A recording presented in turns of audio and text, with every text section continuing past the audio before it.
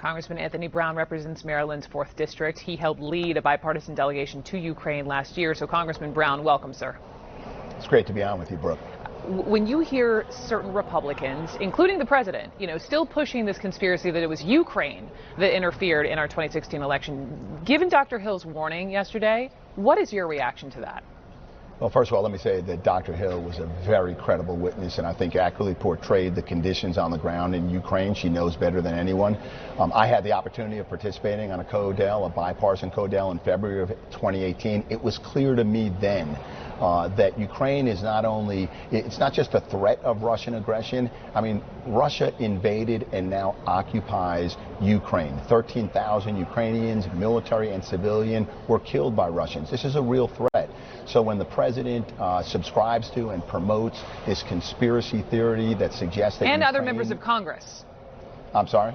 And other members of Congress. And other members of Congress, absolutely. When the president and Republicans do that, it undermines Ukraine. It creates a divide, at least as it's perceived around the world, that there is a divide between the U.S. and the Ukraine, and they can't afford to have that today. They are occupied by Russia, and that is why Congress authorized $400 million in foreign military sales, including the Javelin missile and communications equipment, night vision goggles. So when the administration holds that up, when they subscribe to these conspiracy theories, that harms Ukraine, it harms our interests in the region, and it could be devastating for that country and our interests.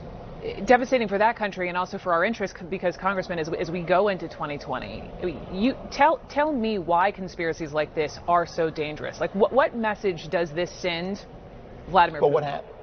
Right. So first of all, the American public understands, Congress understands, the president doesn't seem to get it, that Russia is engaged in this continual information warfare campaign in Ukraine. And it shows distrust among Ukrainians.